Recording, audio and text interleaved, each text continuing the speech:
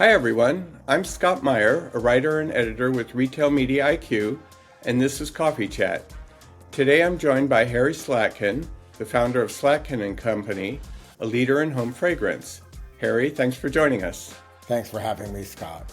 You've been called the king of home fragrance by the New York Times for the way you've revolutionized the category over a career that has spanned more than 3 decades.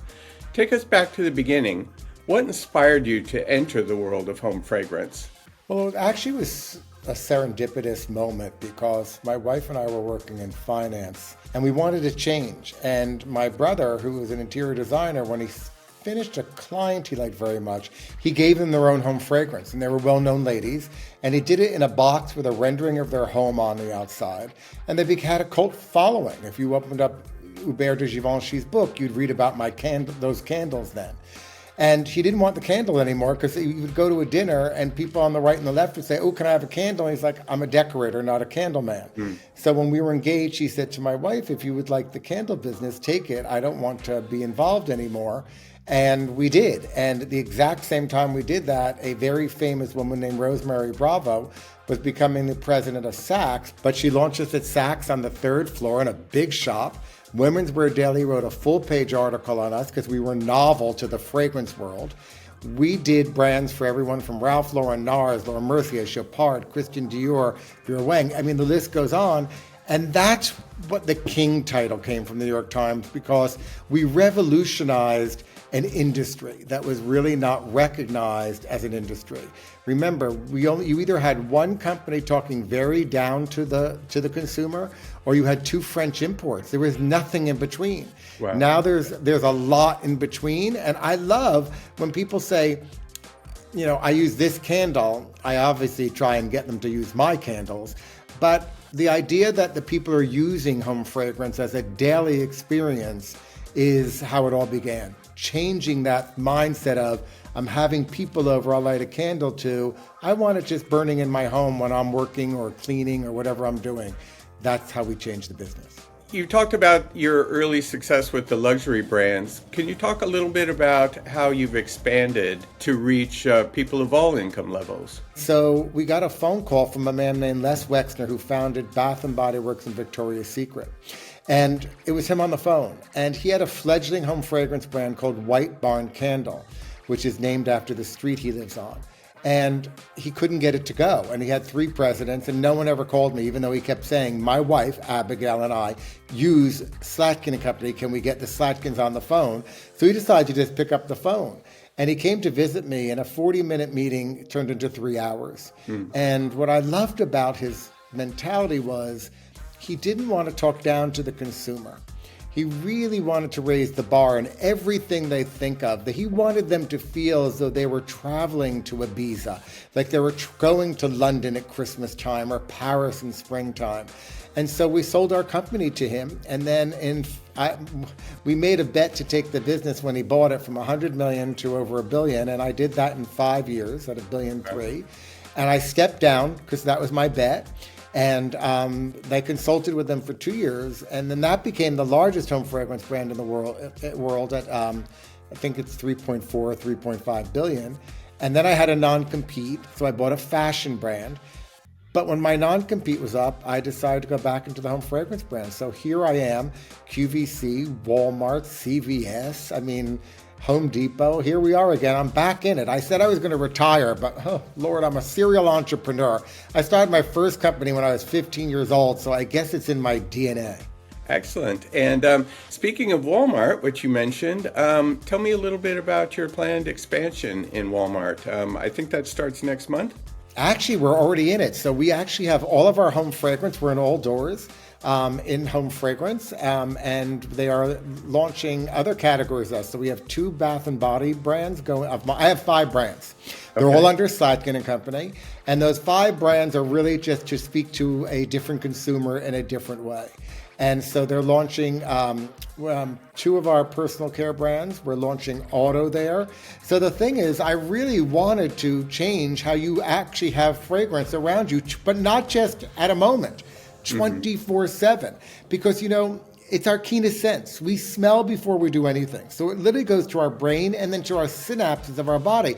So it changes our mood. So Walmart is launching all of those, and the Bath & Body launches in the next 2 months, but we are on all stores right now. We just launched a week ago in home fragrance. You're also expanding in CVS. Maybe we could talk about that for a little bit. So we've had our home fragrance in CVS and done well in, I think, about a year now. And we're launching 2 Bath & Body lines as well in CVS. And I want it so that it becomes an accessible, everyday product. I'm about scent. Mm-hmm. But if you want to change your daily exposure and experience in the bath, and you want scent to bring you up or calm you down, or just have a sensation that relaxes you, then that's why you come to Slatkin Company and all the brands. And so for me, I'm excited about the fact that everyone is now chasing us to carry the product. Okay, excellent. And I think it was your Dwell 212 brand that's being introduced or has been introduced in Walmart. You talked about your daughter as an inspiration for that. Can you talk a little bit about Gen Z and how their attitudes are different about fragrance?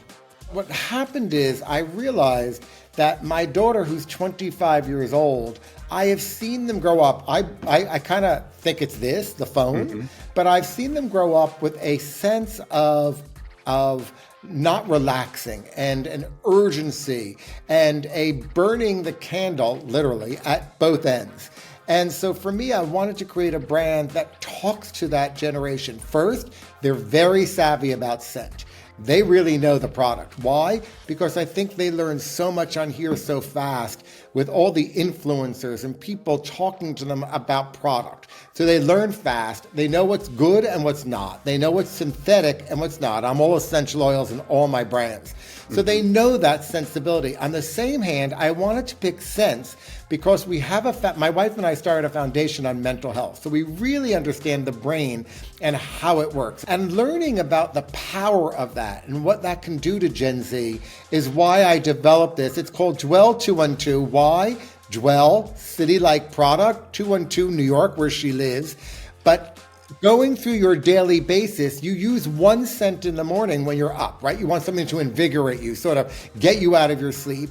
You use another one when you come home from the office, because you're most likely Gen Z is going right back out to have fun with their friends till late hours. So I needed something for taking them for that. And then on the weekend, I needed a scent also that brings them down, calms, lets them relax, because that's probably when they're in their sweatpants and not really getting dressed up like they do on their daily work basis. So it really goes specifically to how does the Gen Z get through their daily base in scent? Okay, excellent. And what motivates you to keep kind of pushing boundaries in the industry?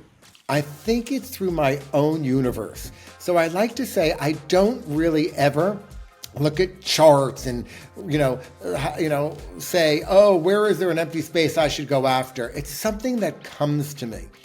And something that really surrounds me. So I am the candle man, right? The New York Times called me the king of home fragrance. But when I walk into a room, I don't light a candle. When I come home, I'm walking in. But when I walk in my home, I have scent 24/7 because I help create the plug-in business for the industry. So I have scents surrounding me all the time, whether it's in my bathroom, my kitchen, wherever I go, the laundry room, everything to me has scent. But I pick different scents for different sensibilities of what I want that to be. When I want to load up scent, I light a candle. My home fills with it. I entertain. It's for me to relax at night with my family or for having friends over.